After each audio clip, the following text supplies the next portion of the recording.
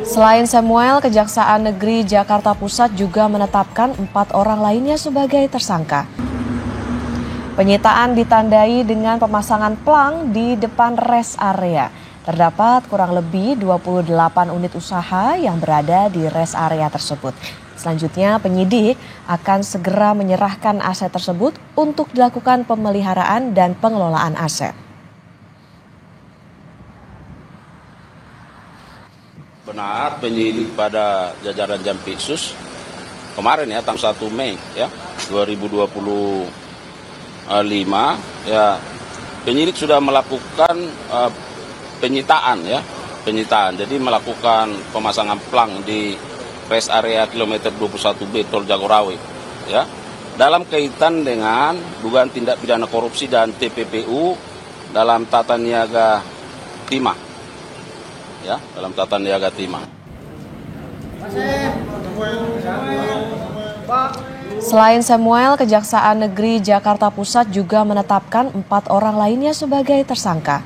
Kelimanya tidak berkomentar usai keluar dari Gedung Kejari Jakarta Pusat dan ditahan selama 20 hari ke depan. Sejumlah barang bukti disita, diantaranya uang tunai senilai 1,8 miliar rupiah, 7 sertifikat tanah, 176 gram logam mulia dan juga mobil. Tersangka diduga kong kali kong dalam pengadaan PDNS pada 2019.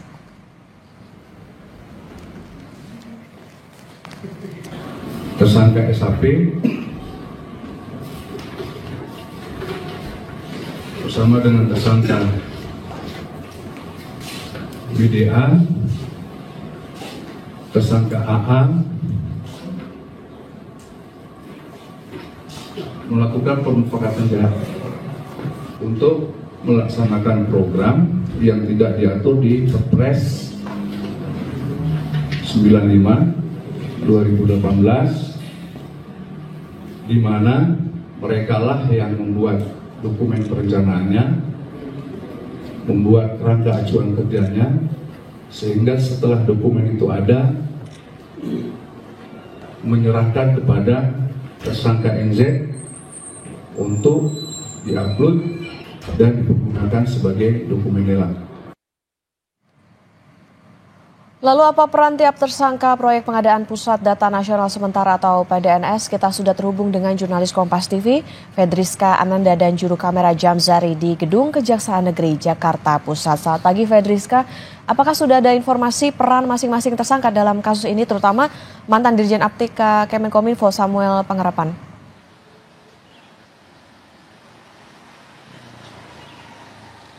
Ya, Okta, untuk detail apakah masing-masing peran dari masing-masing tersangka ini masih belum dapat dijelaskan oleh Kejaksaan Negeri Jakarta Pusat. Namun kalau kita mengacu pada konferensi pers kemarin diungkapkan kelimanya ini ini melakukan kong kali kong ataupun pemufakatan jahat terkait dengan pengadaan proyek dan jasa terkait dengan Pusat Data Nasional Sementara ataupun PDNS yang kemudian ini proyeknya ini dikisar dengan pagu sekitar 958 miliar rupiah.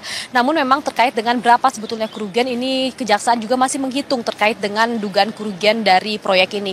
Namun kalau misalkan saya bisa jelaskan Okta dan juga saudara, kemudian bagaimana Kejaksaan Negeri ini kemudian menetapkan kelimanya ini sebagai tersangka, ini kita juga harus mengikuti bagaimana kemudian penggeledahan yang sebelumnya sudah dilakukan oleh Kejaksaan, di mana setidaknya ada 4 lokasi yang kemudian sudah digeledah oleh Kejaksaan, yakni di daerah Tangerang Selatan, Jakarta Pusat, Jakarta Timur, kemudian di warehouse ataupun gudang dari PT Aplikasi Nusalitas Arta ini, kemudian ditemukannya adanya indikasi dugaan kerugian negara yang memang saat ini masih dihitung oleh Kejaksaan Negeri. Tadi sempat saya katakan bahwa ini proyeknya memang pada tahun 2020, jadi memang ini masih didalami terkait dengan masing-masing peran kelima tersangka ini. Namun kalau misalkan kita mengacu dari jabatan yang diduduki oleh kelimanya ketika tahun 2020, ini bisa saya jelaskan bahwa Direktur Jenderal Aplikasi Informatika Pemerintahan Kementerian Komunikasi dan Informatika pada tahun 2016-2024 ini Samuel Abrizani,